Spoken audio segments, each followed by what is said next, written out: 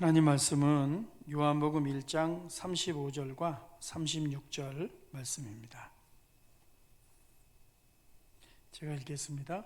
또 이튿날 요한이 자기 제자 중 두 사람과 함께 섰다가 예수께서 거니심을 보고 말하되 보라 하나님의 어린 양이로다. 아멘. 오늘은 예수님이 짐승처럼 신자는 일꾼으로 라는 제목으로 말씀을 나누겠습니다. 첫 번째로 구약, 인간과 동물이라는 제목이고요. 두 번째 주제는 신약, 신과 인간, 신과 짐승이라고 하는 제목으로 말씀을 나누도록 하겠습니다. 코로나 바이러스 때문에 2.5단계를 우리가 보내고 있습니다. 그래서 이번 주일부터는 예배당 예배와 가정 예배를 병행하는 것이 아니라 가정 예배로 드리게 되었습니다. 오늘 목요일인데 설교를 녹음해서 보내드리고 주일날 9시와 11시 예배 때에는 실시간 링크로 스트리밍을 통해서 예배 드릴 수 있도록 저희가 보내드리도록 하겠습니다. 주일 예배, 가정 예배를 통해서도 하나님이 우리 모두에게 은혜 주시기를 원합니다. 그 희생제사와 예수님의 십자가 사건은요, 이 구별과 동일시라는 단어를 가지고 꼭 이해하시면은요, 더 확실하게 이해할 수가 있습니다. 오늘은 거기에 초점을 맞춰서 말씀을 나누겠습니다. 첫 번째 구약, 인간과 동물입니다. 이 반도체 공장은요, 그 안이 아주 깨끗해야 됩니다. 미세먼지가 절대로 들어가면 안 되죠. 그래서 반도체 공장은 늘 미세먼지와의 전쟁입니다. 미세먼지 농도가 100만 분의 300g, 여러분 100만 분의 300g이면 우리 눈에 보이지도 않겠죠. 그 정도 이상이 되면 불량률이 아주 높아지기 때문에 반도체 공장에 들어가기 전에 에어 샤워를 해야 되고요. 거의 먼지가 없는 상태에서 그 공장 안은 유지되어야 합니다. 제가 어느 건물을 들어가는데요, 에어 샤워기를 설치를 했습니다. 10초 정도 지나가는데 소독도 하고 먼지도 털어주는 그러한 장치였습니다. 그거하고 들어가면 그 건물 안은 건물 밖보다 훨씬 더 깨끗한 거죠. 반도체 공장을 방문하는 사람에게 에어샤워는 공장 안으로 들어가기 위한 조건이죠. 그러나 직원에게는 조건이라고 하는 단어를 사용하지는 않습니다. 직원은 이미 신분상 멤버죠. 이미 깨끗함을 인정받은 멤버가 멤버로서의 깨끗함을 유지한 방편으로 존재하는 거기 때문에 에어 샤워가 누구에겐가는 조건이 될 수 있지만은요, 누구에겐가는 방편으로 존재한다는 겁니다. 그런데 에어 샤워를 기준으로 해갖고서 안과 밖이 구별되어지죠. 안은 깨끗하고 밖은 계속 지저분한 상태로 남아 있는 것이죠. 구약의 희생제사와 죄 용서는 조건으로 주어진 것이 아닙니다. 백성이 아닌 자들이 이 백성이 되도록 하기 위한 방편으로 주어진 것이 아니라요, 신분과 하나님의 백성됨을 유지하는 수단으로 주어졌습니다. 그리고 구약의 사람들이 하나님 앞에 드리는 제물의 피는 에어 샤워였습니다. 그리고 영적인 세정제였습니다. 그 세정제를 통해서 개인은 깨끗함을 유지했고요, 그 성소, 지성소, 하나님이 머무시는 곳도 항상 깨끗함을 유지할 수가 있었습니다. 그러므로 구약의 희생제사는요, 컴퓨터 자판으로 하면은 리셋이라고 이야기할 수 있습니다. 우리가 컴퓨터나 스마트폰을 쓰다가 가끔은 청소하고 원래의 상태로 파일을 돌리는 그러한 파일들이 있지 않습니까? 리셋이라고 하는 기능이 중요한 것처럼 바로 구약의 희생제사는 리셋의 기능이었습니다. 진리는 발전하는가 한번 생각해 보시면은요, 진리는 발전하기보다는요, 진리는 맨 처음 것이 제일 깨끗하죠. 그리고 인간이 그 진리를 따라서 살아가는 삶이라든가 이런 것 때문에 진리가 영향을 받을 때도 있고, 인간이 진리대로 살아가지 못하는 모습이 있기 때문에 늘 처음의 깨끗함을 유지하기 위해서 이 예배를 드리고 희생제물을 드리고 하나님 앞에 나아가는 것은 구약 사람들에게 제일 중요했습니다. 그러므로 맨 처음에 초기의 모습, 초기에 기본 설정되어 있는 값으로 재설정하는 것이 구약의 희생제사라고 할 수 있습니다. 그러므로 구약의 희생제사는 신성한 공간을 초기 기본으로 설정하는 수단이었고, 동시에 사람과 사람 사이에 일어난 죄와 부정한 행위를 제거하기 위한 방편으로 주어졌습니다. 방법은 무엇이었는가? 동일시였습니다. 우리 살아가면서 이런 이야기들을 할 수 있습니다. 아니, 나를 무시하는 거야? 무시한다는 것은 뭡니까? 동일시되었다는 거죠. 나는 이 정도로 대우받을 사람이 아닌데 나를 이렇게 생각하고 있는 거야는 무시당하게 되면은요, 자존심이 상하게 되고 그 사람에 대한 미움이 생겨나게 되어 있는데요, 구약에서 희생자를 통해서 하나님 앞에 나아가는 방법은 동일시였습니다. 죄를 지으면은 짐승을 갖고 와서 그 머리에 손을 얹었습니다. 손을 얹는 순간 내 죄가 짐승에게 전가되죠. 죄는 내가 지었는데 짐승이 내 죄를 다 짊어지게 되는 거죠. 이것이 동일시의 의미죠. 용서와 회복이 일어나지만은요, 동일시를 통해서 용서와 회복이 일어나게 되었습니다. 그런데 1년을 살아가다가 미처 해결하지 못한 죄가 있을 수도 있죠. 그때는 1년에 한 번 대속죄일이 되면 대제사장이 모든 사람의 죄를 가지고 들어가서 하나님께 용서를 구함으로 말미암아 개인의 깨끗함이라든가 성소의 깨끗함을 유지하는 그러한 의식을 거행을 했습니다. 이게 구약시대 이 하나님 앞에 드렸던 기생제사의 제일 중요한 의미였습니다. 두 번째, 신약입니다. 신과 인간, 신과 짐승, 인간과 일꾼이라는 제목입니다. 구약의 동물의 피는 영적인 세정제였죠. 그러나 문제가 발생할 때마다 늘 발라야 하는 세정제였습니다. 우리도 엘리베이터 탈 때 바르고 화장실 나와서 바르고 식사하고 나서 바르고 하지 않습니까? 구약의 희생제사의 제일 중요한 특징은 죄를 지을 때마다 반복되는 것이었고 공간이 더러워지면 반복되는 것이었습니다. 예수 그리스도의 피는 한 번만 바르면 되는 세정제입니다. 그래서 히브리서의 말씀은 한 번으로 영원한 속죄를 이루셨다라고 말씀을 합니다. 한 번 죽었지만 영혼까지 지속죄는 제물이 되었기 때문에 더 이상 자신의 죄 때문에 세정제를 바르고 십자가에 달리지 않아도 된다고 하는 것이 성경의 핵심이죠. 그런데 한 번만 바르면 세정제라면 어떤 문제가 생기겠습니까? 악용이 생길 수가 있는 거죠. 나는 이미 깨끗해져서 더러움이 나에게 들어오지 못하기 때문에 마음대로 죄를 지어도 돼, 더러움에 내버려 두어도 돼 하면서 깨끗함을 유지해야 될 책임이 있음에도 불구하고 더러움에 자신을 내어주면서도 이미 용서받았기 때문에 괜찮다고 하는 생각을 가지고 살아갈 수도 있죠. 로마서에서도 사도 바울이 이야기하죠. 은혜가 너무 커지게 되었을 때 많은 사람들이 은혜로 죄 용서 받았으니까 마음대로 죄를 지어도 되지 않나 하는 생각을 가질 수 있다는 거죠. 이러한 악용이, 이러한 염려가 생길 수 있지만은 성경은 말씀하죠. 수고하고 무거운 짐진 자들아 다 내게로 오너라. 내가 너희를 쉬게 할 것이다. 인생의 짐만 지는 것이 아니죠. 죄의 짐도 예수께서 다 져주시는 거죠. 죄는 우리가 지었는데 예수님이 짊어지는 거죠. 구약은 죄를 지을 때마다 짐승이 짊어졌지만은 신약에서는 예수 그리스도께서 모든 죄를 한꺼번에 한 번의 죽음으로 몽땅 짊어지셨죠. 이것은 은혜며 은혜지만은 동시에 이 잘못된 신앙을 가지고 있는 사람들은 악용할 수 있는 가능성도 분명히 있는 거죠. 신과 짐승입니다. 그다음 신이신 하나님이 예수님이 인간이 되셨습니다.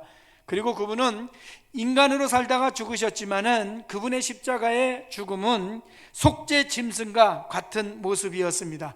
예수님 당시에 십자가에 죽는 사람은 짐승만도 못한 사람이었습니다. 가장 부정한 사람이었습니다. 사람들 가운데서도 어떻게 저렇게 죽을 수 있을까라고 이야기했을 때 무시의 끝을 보여주는 것이 십자가였기 때문에 예수님은 인간으로 오셨지만은 예수님이 낮아지셨어라고 이야기할 때 인간으로 낮아지신 것이 아니라 짐승으로까지 낮아지셨다고 우리는 이야기해야 됩니다. 그것을 우리가 읽었던 오늘 요한 복음의 말씀은 보라 세상 죄를 지고 가는 하나님의 어린 양이다 라고 말씀을 합니다. 다른 성경에서는 우리의 유월절 양, 예수님이 인간이다 라고 말하는 것이 아니라 양이다, 유월절의 양이다, 동물이다, 짐승이 되셨다 라고 말씀을 하고 있습니다. 이사야서는 그분은 털 깎는 자 앞에 서 있는 양이었고 도살장으로 끌려가는 양이었다고 말씀하고 있습니다. 그러므로 예수님이 인간이 되신 것을 강조하는 것으로 끝이 아닙니다.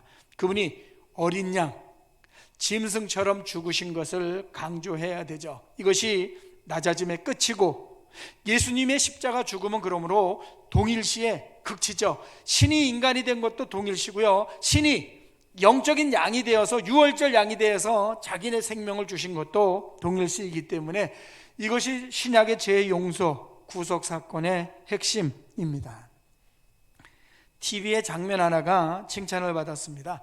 사람이 살아가다가 위기를 경험할 때가 있는데 위기 시에 탈출하는 법을 배우는 프로였습니다.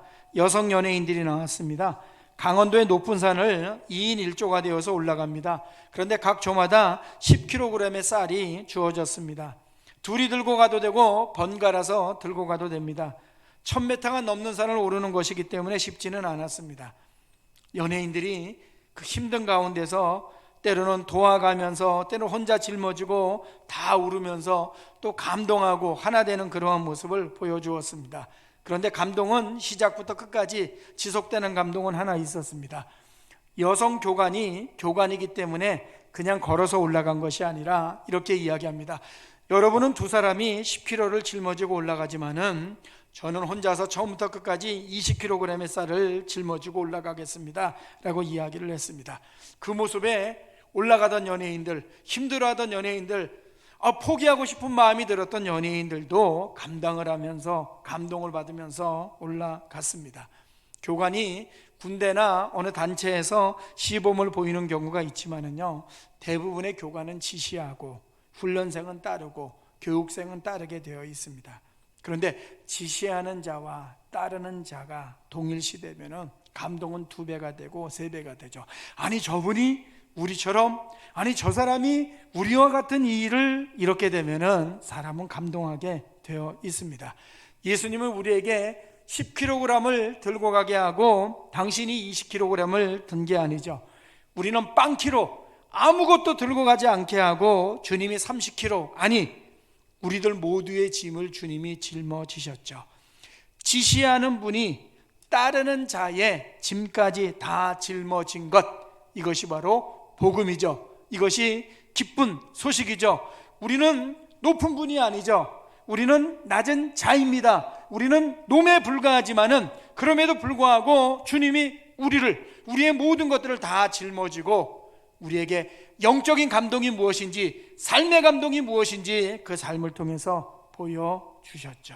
이것이 신약에서 이야기하는 신이 인간이 되셨다, 신이 짐승이 되셨다라는 단어의 의미입니다. 세 번째 마지막입니다. 예수를 따르는 것은 무엇인가? 예수를 따르는 것은 인간이 일꾼이 되는 것이죠.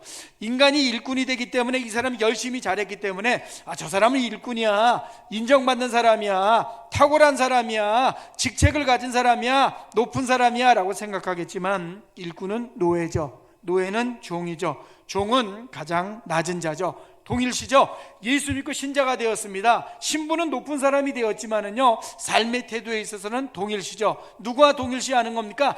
나는 하나님의 자녀가 되었기 때문에 떵떵거리고 이 세상을 살아갈 수 있어라는 영적인 자존감이 있지만은요, 삶의 태도에 있어서는요, 동일시, 일꾼, 노예, 종과 같은 마음을 가지고 살아가는 것이 제대로 된 신자의 모습이라는 거죠. 아니 나를 무시해? 종은 그런 이야기 하지 않죠. 종에게는 무시라고 하는 단어가 없죠. 애초에 살아가면서 그는 늘 무시당하면서 살도록 되어져 있는 모습이죠. 우리는 하나님의 자녀이기 때문에 그러한 대접을 받을 필요가 없는 하나님의 사람임에도 불구하고 받을 정도까지 이 마음을 비우고 감당하면서 살아가는 거죠. 이것이 낮아짐의 의미죠. 그러므로 예수 믿는 사람들이 쉽게 나는 주님을 따르고 있어 라고 쉽게 말해서는 안 되는 거죠. 남들이 교회를 하나 할 때 내가 교회를 2개 하고 있는 것이 따름의 길이죠. 그러나 진정한 따름은 신이 인간이 된 것처럼, 아니 신이 짐승과도 같은 자리에 가신 것처럼 인간이 신의 자녀가 된 것을 자랑하는 것에 그치는 것이 아니라 일꾼, 종, 노예가 되는 거죠. 아직도 신앙생활하면서 나는 교회의 일꾼이야 라는 단어를 사용할 때요, 그것을 높은, 그래서 직책을 맡은, 하나님의 인정을 받은 탁월함이라고 하는 의미로 이해하고 있습니까? 일꾼은 그러한 의미가 아닌 것이죠. 그러므로 구약이나 신약이나 성경의 모든 것은 동일시 낮아짐을 향하게 되어 있고요. 더 낮아짐의 끝이 무엇인가를 보여주고 있고요. 그 낮아짐의 극치에는 예수 그리스도의 십자가가 있고, 예수 그리스도를 믿는다고 하는 것은 그 동일시의 은혜를 통해서 하나님 앞에 나아가는 존재가 되었다는 의미고, 그러면 내가 어떻게 살 것인가 하게 될 때, 오늘 우리 모두는 신자, 하나님의 자녀가 되었지만은, 하나님을 믿는 사람이 되었지만은 일꾼, 가장 낮은 자리를 마다하지 않고 그 자리로 가는 삶의 태도를 가지고 살아가는 거죠. 이것이 우리의 모습인 거죠. 분명히 구별된 모습 속에서 우리 모두가 살아가고 있습니다. 그러나 동일시, 영적으로 동일시의 은혜가 무엇인지 아는 것처럼 삶의 자리에서도 동일시의 자세를 가지고 살아가는 삶을 보여주는 것, 이것이 우리가 살아가면서 가져야 될 생각이며 삶의 책임이며 사명이죠. 크리스마스가 다가오고 있습니다. 세상이 힘들고 어려워도 예수의 성탄을 우리가 기념하는데, 생각하십시오. 구별, 나는 하나님의 자녀가 되었지. 동일시 그 은혜로 여기에 서 있지. 동일시 하나님의 자녀가 되었지만 낮은 자의 삶의 모습을 꼭 기억하면서 살아야지. 12월 달에 이 생각을 가지고 우리 모두는 살아야 되는 거죠.